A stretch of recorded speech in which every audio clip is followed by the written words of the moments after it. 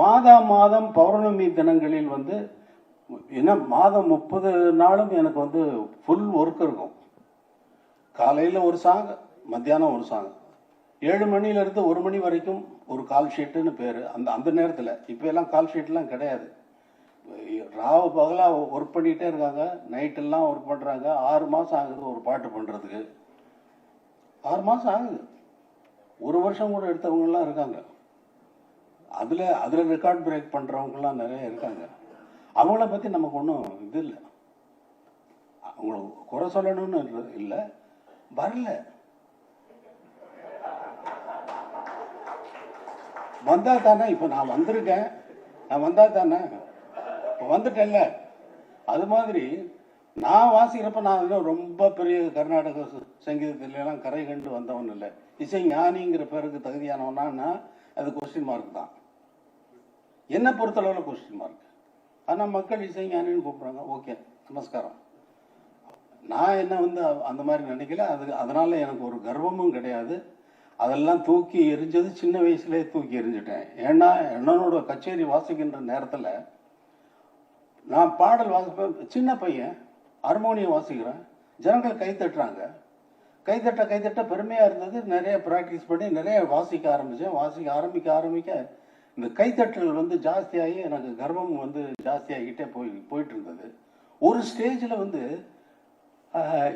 இதை கைத்தட்டுறாங்களே, இது எதுக்கு கைத்தட்டுறாங்கன்னா, பாட்டுக்கா, மியூசிக்கா, நம்ம வாசிக்கிற திறமைக்கா, எதுக்குன்னு சொல்லி என் மனசு வந்து உள்ளுக்குள்ளே வந்து ஒரு கேள்வி எழுப்புனா இல்லை, இது டியூனுக்காக தான் கைத்தட்டுறாங்க. அது என்ன வாசிப்பேன்னா வந்து சினிமா பாடல்கள், பாப்புலரான சினிமா பாடல்களை வாசிப்பேன். அந்த பாடல் யார் அப்போ இந்த டியூனுக்கு கை தட்டுறாங்கன்னா இந்த கைத்தட்டல் யாருக்கு போகுது? பாட்டுக்கு போகுது. பாட்டு யார் போட்டா?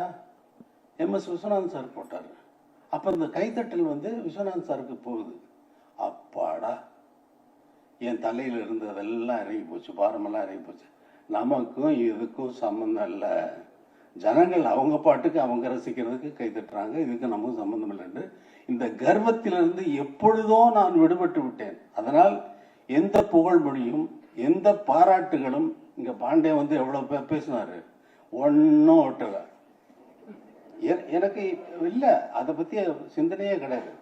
நான் வந்து சிவபக்தன் என்று சொன்ன மாதிரி என்னுடைய வேலை வந்து காலையில் 4 மணிலிருந்து தொடங்கும். ஒரு நாளைக்கு 2 பாடல்கள் ரெக்கார்ட் பண்ணுவேன். சில நாட்கள் 3 பாடல்கள் ரெக்கார்ட் பண்ணியிருக்கேன். ஒரே நாளையில் 3 தினங்களில் 3 படங்களுக்கு பின்னணி இசையை அமைத்திருக்கிறேன். இது என்னுடைய திறமையை சொல்வதற்காக அல்ல. அவங்களுக்கு நெருக்கடி. தீபாவளியில் ஒரு 4 படம் ரிலீஸ் ஆகுதுன்னா 4 படமும் எங்களுக்கு பேக்ரவுண்ட் நீங்கள் சீக்கிரமாக முடிச்சு கொடுத்தா தான் நாங்கள் பிரிண்ட் எல்லாம் மிக்சிங் எல்லாம் முடிச்சு எல்லாம் ரிலீஸ் பண்ண முடியும். 3 ப்ரொடியூசர்ஸ் நிற்கிறாங்க, 5-6 பேர் நிற்பாங்க. ஆனால் 3 படங்களுக்கு கண்டிப்பாக பண்ணியே தீர வேண்டும் என்ற ஒரு கட்டாயம் ஏற்பட்ட நேரத்தில் 3 ரெக்கார்டிங் தியேட்டர்களில் புக் பண்ண, 3 ஆர்கெஸ்ட்ராவுகளுக்கு இன்ஃபார்ம் பண்ண, 3 கண்டக்டர்.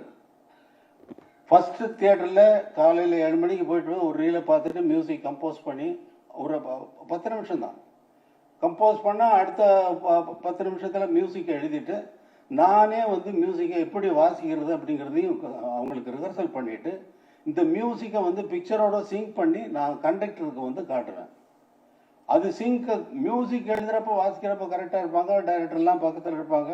வந்து கரெக்டாக வந்து அந்த மியூசிக்கை வந்து அவங்க ஷார்ட் சேஞ்ச் ஓவர் வந்தவுடனே கரெக்டாக அந்த சேஞ்ச் ஓவர் அந்த மியூசிக்கை அங்கே போய் அப்படி உட்காந்தோடனே சார் எப்படி சார்.